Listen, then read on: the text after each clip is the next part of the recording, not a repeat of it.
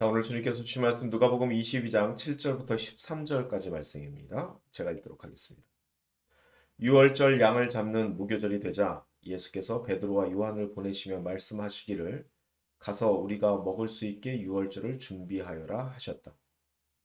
그들이 예수께 말하기를 어디에다 준비하기를 바라십니까 하였다. 예수께서 그들에게 말씀하셨다. 너희가 성 안으로 들어가면 물동이를 메고 오는 사람을 만날 것이니 그가 들어가는 집으로 따라가거라. 그리고 집주인에게 말하기를 선생님께서 당신에게 하시는 말씀이 내가 내 제자들과 함께 유월절 음식을 먹을 그 방이 어디에 있느냐고 하십니다. 하여라. 그러면 그 사람은 자리를 깔아놓은 큰 다락방을 너희에게 보여줄 것이니 너희는 거기에서 준비를 하여라. 그들이 가서 보니 예수께서 말씀하신 그대로였다. 그리하여 그들은 유월절을 준비하였다. 아멘. 자, 오늘 본 말씀 가지고 도둑놈 신보의 종교인들이라는 제목으로 말씀을 전하도록 하겠습니다. 자, 오늘 본문 제목이 조금 세죠. 제목이 조금 센 만큼 내용도 좀 셀 것 같습니다. 뭐 이렇게 생각하시는 분들도 있을 겁니다. 도대체 이 본문을 가지고 왜 이런 말씀을 전하는가라고 생각하시는 분들도 있을 거예요. 하지만 우리는 지금 지난주 금요일부터 해서 이 본문을 가지고 교환의 법칙을 가지고 한번 이야기하고 있고요. 제가 지난주 금요일 날도 한번 깊이 생각해 보시리라 숙제를 내드린 적이 있습니다. 다들 그것을 깊이 생각해 보셨으리라 생각하고요. 그리고 여러분이 생각한 그 생각의 틀 위에서 오늘의 말씀을 한번 전해보도록 하겠습니다. 자, 바로 시작할게요. 자, 혹시나 지난주 설교를 못 들으신 분들이 있다면은 요쪽에 제가 카드로 한번 띄워놓도록 하겠습니다. 자, 시작하겠습니다. 자, 예전에는 자주 들리던 말인데 이 언어가 진보하면서 이 보통 언어는 진보하죠. 이 언어가 진보하면서 거의 쓰이지 않게 된 말입니다. 바로 오늘 제목의 도둑놈 신보 말이죠. 제 할머니께서 자주 사용하셨고 제 어머님도 자주 사용하셨던 말입니다. 물론 저한테 많이 사용하셨겠죠. 이 도둑놈 신보 같으리라고, 자, 이 말은 이 컨텍스트에 따라서 독하게도 쓰일 수 있고 이 나름 친근하게도 쓰일 수 있는 말입니다. 오늘 저는요, 이 도둑놈 신보의 종교인들이라는 제목을 썼죠. 자, 이 제목의 컨텍스트는 독한 의미로 쓰여졌습니다. 정말 나쁜 심보를 가졌다는 것이죠. 거저 가지려 하는 심보를 가졌고 대가 없이 가지려 하는 그러한 심보 말입니다. 특별히 저는 이 목회를 하면서 이 도둑놈 심보를 가진 사람들을 상당히 자주 봅니다. 이 거저 가지려 하는 그 심보, 대가 없이 가지려 하는, 아니면 아주 작은 대가로 큰 것을 차지하려고 하는 그런 사람들 말이죠. 제가 사실 이런 말을 이 자리에서 쉽게 할 수 있는 이유는 지금 이 자리에 들어와서 이 시간을 저와 함께하고 있는 여러분들은 그런 분이 아니라고 하는 확신이 저에게 있어서입니다. 자, 이미 우리 교회에서는요, 이 도둑놈 심보를 가진 사람들이 많이 속가진 만큼 많이 속가졌죠. 그만큼 큰 고통을 겪어왔습니다. 지금껏 버티고 계시는 여러분들에게 제가 가진 그 믿음 안의 사자 하나 보장해 드릴 수 있는 것은요, 지금껏 우리를 인도하신 주님께서 이러한 고난의 시간을 보낸 우리의 역사를 보셨으며, 그리고 기억하고 계시며, 지금도 여전히 우리를 보고 계신다는 겁니다. 그렇기 때문에 우리가 소망했고, 그리고 우리가 소망한 것 이상의 회복의 역사를 주님께서 우리들에게 베푸실 줄 믿습니다. 곧 베푸시리라 저는 믿습니다. 자, 말씀으로 들어갔어요. 자, 물론 우리가 믿고 고백하는 이 크리스찬이티의 본질은요, 이 은혜라고 하는 아주 강력한 무상증여의 이벤트에서부터 시작됩니다. 자, 크리스찬리티의 본질은요, 공정거래가 아니죠. 그 거래 자체와 차원을 달리하는 증여에 있습니다. 그것도 무상증여라는 비현실적인 이벤트에 우리 크리스찬리티의 뿌리를 두고 있죠. 자, 분명히 우리는요, 이렇게 고백합니다. 무상으로 우리의 생명을 증여받았고, 그리고 우리가 평생을 사랑해야 할 가족들도 무상으로 증여받았습니다. 그리고 지금 우리가 누리고 있는 이 자연과 그리고 우리의 모든 먹거리의 생산의 터전이 될 땅도 증여받았다라고 성경에 기록되어 있죠. 자, 다시 말합니다. 우리의 고백은 우리의 생명, 그리고 우리의 가족, 그리고 우리가 누리고 있는 이 자연, 그리고 마지막으로 땅을 증여받았습니다. 이게 은혜입니다. 모두 거저받은 거니까요. 하지만 이 중 하나를 우리는 갖고 있지 못하죠. 생명도 있고 가족도 있고 자연도 있는데 이상하게도 우리가 안정적인 삶을 유지하는 데 가장 중요한 땅이 우리에게 없습니다. 자, 땅에 대한 이야기는 오늘 우리가 전개할 이야기가 주제하고 조금 비껴나니까 다음 시간에 한번 이어가도록 하고요. 자, 오늘은 증여와 거래에 대한 이야기에 조금 집중하여서 이야기하도록 하겠습니다. 자, 분명 우리는 무상으로 증여를 받았기 때문에 무상으로 증여를 해주는 것이 또한 크리스찬리티의 정신입니다. 예수님께서는 마태복음 10장에서 12제자를 파송하시면서 너희는 거저받았으니 거저주라고 말씀하고 계십니다. 맞습니다. 거저받았으니까 거저주는 것이 옳습니다. 그것이 은혜이기도 하고요. 그렇기 때문에 저는 거저주는 행위에 대해서는 비판할 어떠한 이유도 없고 비판하고 싶은 생각도 없습니다. 거저주는 것은 그 자체로 크리스찬리티의 정수이니까요. 하지만 다만 제가 말하고 싶은 것은요. 거저주는 것이니 거저 받으러 오려고 하는 그 행위. 과연 그 행위가 정당화될 수 있는가 하는 문제입니다. 다시 한번 말씀드릴게요. 거저주는 곳이에요. 거저줘야 되는 사람이에요. 그렇기 때문에 이곳에 거저 받으려고 온다던가 그 사람에게는 거저 받으려 하는 그 행위가 과연 정당화될 수 있는가 하는 것입니다. 저도 잘 알고 있고 여러분들도 잘 알고 있는 것이 있습니다. 우리 교회 안에서는요. 무상증여의 사건이 자주 일어나곤 했습니다. 정말 자주 일어났죠. 저도 알고 여러분도 압니다. 그런데 참 놀랍게도요.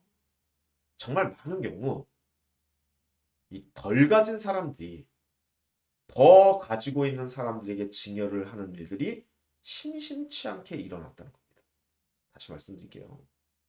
무상증여의 이벤트가 굉장히 자주 일어났는데 그게 참 놀랍게도 조금 가진 사람들이 더 많이 가진 사람들에게 증여를 하는 일들이 생겼다고 합니다.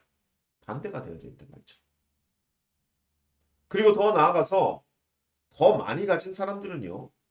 덜 가진 사람들에게 사람들이 베풀어주는 그 각양각색의 그 서비스를 당연한 것처럼 받아가는 일들이 생각보다 지속적으로 일어나고 있었다는 겁니다. 자, 사실 이거는 이상할 것도 아닙니다. 왜냐하면은 거저주는 것이 질서인 그러한 장소에서는 사실 종종 일어나는 일입니다. 자, 이번에 우리 남태평양 지방회에서도 제가 지방에 참석해서 젊은 목사들하고 이야기를 쭉 하는데 그 젊은 목사님들이 가지고 있는 고민이 바로 이런 겁니다. 가장 가난한 자신들이 교회 안에서 헌금도 제일 많이 내고 가장 시간 없는 자신들이 교인들의 아이를 돌봐주고 있다는 것이죠. 이 부모들이 목사들에게 아이를 맡기고 그 목사들은 낮 시간에 교인들의 아이를 봐주고 밤에는 목사 자신들이 먹고 살아가기 위해서 야간 아르바이트를 뛰어야 한다는 것이죠. 교회에서는 생활비를 주지 않고 자신들이 살기 위해서는 하여간 뭐든지 일을 해야 되는데 나이트 마켓에 가서 장사를 해야 하는데 그 시간에 그 젊은 목사들이 아이를 봐주는 그런 교인은 없다는 것이죠. 그래서 그 소란스러운 나이트 마켓에 자기 아이를 데리고 나갈 수밖에 없다는 겁니다. 그래서 자기가 장사하는 그 뒤편에 아이를 놓고 정말 그 아이가 엄마 아빠 따라가가지고 그냥 그 소란스러운 곳에 있다가 결국 지쳐서 쪼그리고 졸고 있는 모습을 볼 때 정말 억장이 무너진다는 것이죠. 그런데 사람들이 얼마나 잔인한지 결국 그 목사가 그렇게까지 해서 내가 먹고 살 수는 없다. 그래서 일하는 것을 딱 놔버리니까 다른 갖은 핑계를 대서 그 목사를 비난하고 결국은 그 교회를 떠나고 그 교회를 찢어놨다는 것이죠. 여러분 이건 거의 폭력의 수준이 아닙니까? 여러분들 중 몇몇도 이 스토리를 너무나도 잘 알고 계시기 때문에 이 말이 전혀 과장된 게 아니라는 건 여러분 아실 겁니다. 실제로 지금 이 현실 교회에서 일어나고 있는 일입니다. 그래요. 큰 교회는 큰 목사들은 성도를 잡아먹고 있을지 모릅니다. 하지만요, 이 작은 교회는요, 작은 교회 목사들은 성도라고 하는 사람들에게 잡아먹히고 있는 바로 이것이 우리가 지금 살고 있는 이 교계의 현실입니다. 여러분 이걸 뭐라고 하냐면 약육강식이라고 하죠. 강한 사람이 약한 사람을 잡아먹는 겁니다. 여러분 이거는 교회가 아닙니다. 그래서 저는 오늘 제목을 도둑놈 심보의 종교인들이라고 말합니다. 힘 있는 교회를 담임하고 있는 목사들은 결국 성도들을 잡아먹고 있고, 자, 그 사람들은 목사라고 얘기할 수 있을까요? 그냥 이렇게 얘기하고 싶습니다. 힘 있는 교회를 담임하고 있는 종교인들.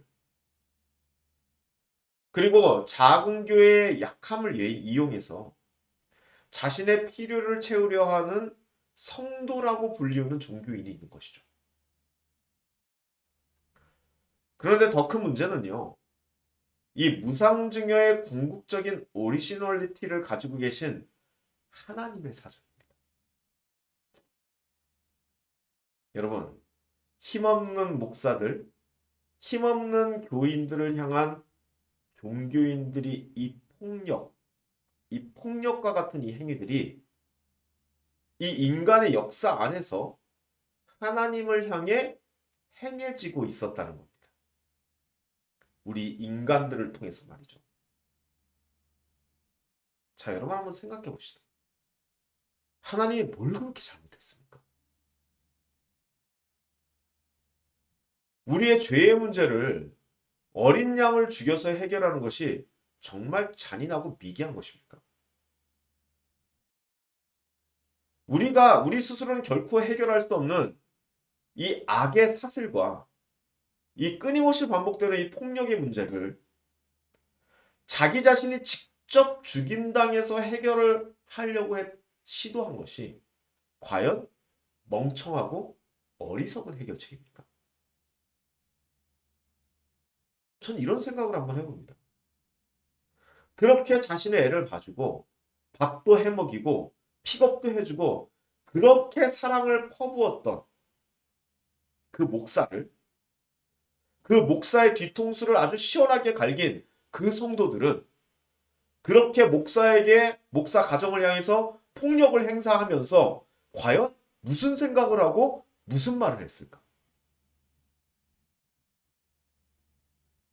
과연 그 폭력적인 성도들은 그렇게 자신의 애를 봐주고 밤에 나가서 자신의 일을 하고 먹고 살기 위해서 그렇게 살아가고 있는 그 목사들을 시원하게 갈기면서 뭐라고 말했을까? 제가 들었던 이야기를 그대로 여러분에게 한번 전해드리겠습니다. 이렇게 말씀하시더라고요. 자, 그러게 내가 언제 그렇게 해달라고 했습니까? 도대체 왜 그렇게까지 한 겁니까? 세상을 그렇게 몰라요. 왜 그렇게 사람을 믿고 살아요? 이런 말입니다. 그나마 저는 양반이죠. 이런 말만 들었으니까. 다른 젊은 목사님들, 작은 교회 목사님들 얘기 들으면은 그런데 여러분 혹시 나 우리들이 하나님께 하는 말이 이와 비슷한 것 아닙니까? 도대체 하나님이 뭘 그렇게 잘못했습니까? 하나님이 잘못한 겁니까? 아니면 그 하나님을 이용해서 여러분에게 종교적인 권력을 행사한 그 종교인들이 잘못한 겁니까?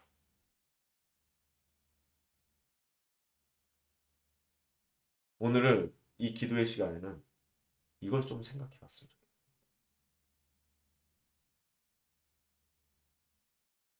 정말 우리가 깊이 생각해야 하는 문제.